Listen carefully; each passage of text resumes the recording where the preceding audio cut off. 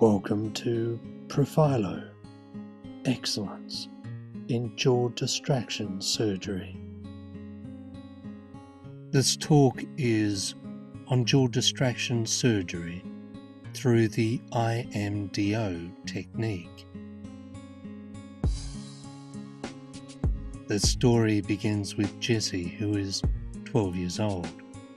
Jesse has an overbite whom some want to treat by pulling his upper front teeth backwards, which is what happened to Lisa, who at 14 had 4 premolars extracted and orthodontics over 2 years. She believes this caused collapse of her upper front lip. So what treatment did Lisa receive? The lay use of overbite implies a problem of the upper jaw, that it's too big or that there are too many teeth. Excessive teeth are extracted and forces are applied to close gaps and pull backwards the prominent front teeth, and to create what is a classic Class 1 orthodontic occlusion. These are 4 examples of people only recently who have had extractions and pull back orthodontics. The first 2 examples are of premolar pattern extractions and the second of molar pattern extractions. This videoette demonstrates the effects of extractions and the orthodontic process in pulling back the prominent front teeth.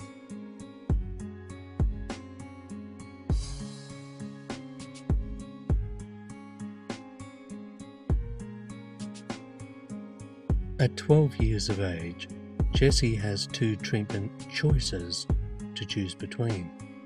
Either he may wait until he is 14 years of age and have dental extractions and braces like Lisa, or he may wait until he is 18 years of age, like Daniel, and have jaw advancement surgery.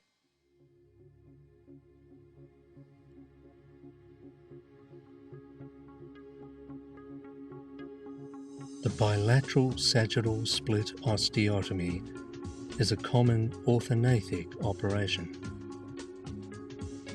It aims to lengthen the lower jaw and includes model surgery and surgical splint manufacture.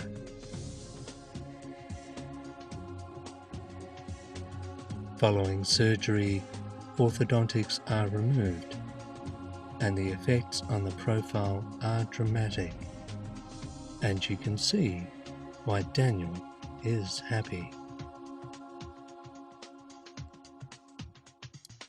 In Newcastle, Jesse has 2 potential treatment outcomes.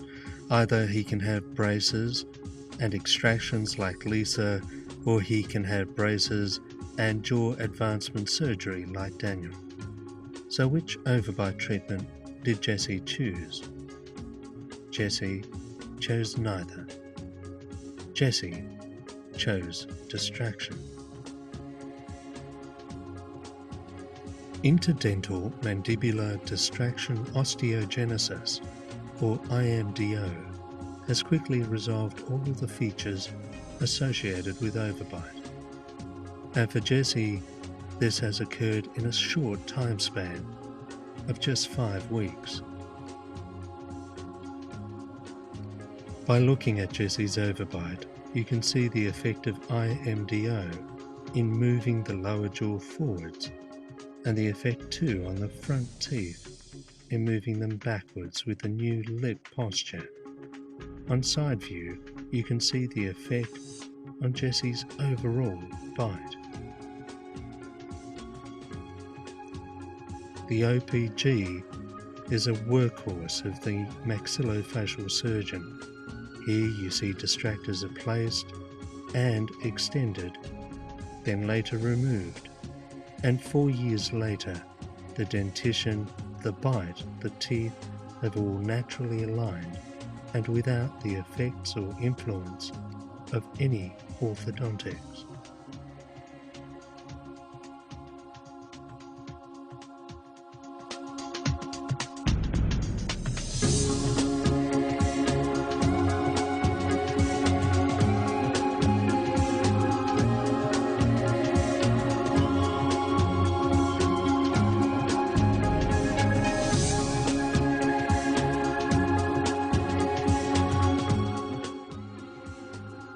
can see Jesse's profile changes immediately after surgery and then 4 years later when he's reached almost the age of 17, and we can compare directly their ages.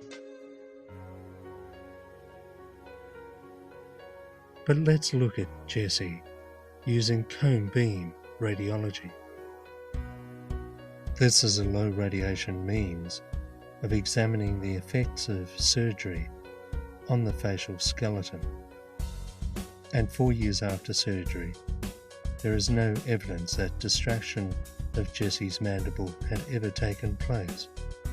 The teeth normally interdigitate, the jaw joints are in their normal foci, the bone between the teeth has naturally ossified, and the facial proportions are completely normal.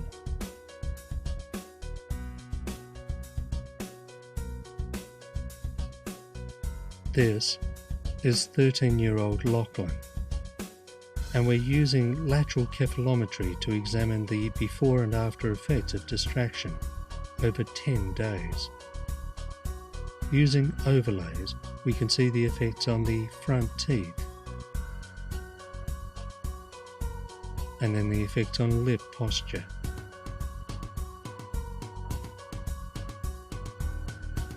And on lower facial height.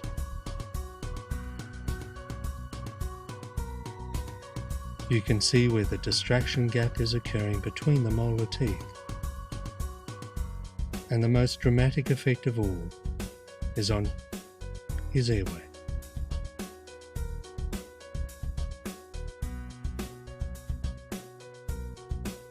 Lateral cephalometry and distraction are together a very powerful combination.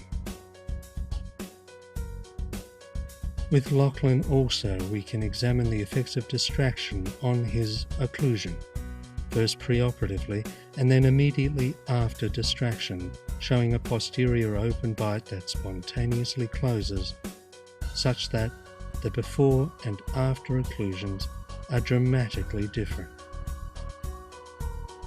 This is Profilo, the jaw distraction experts.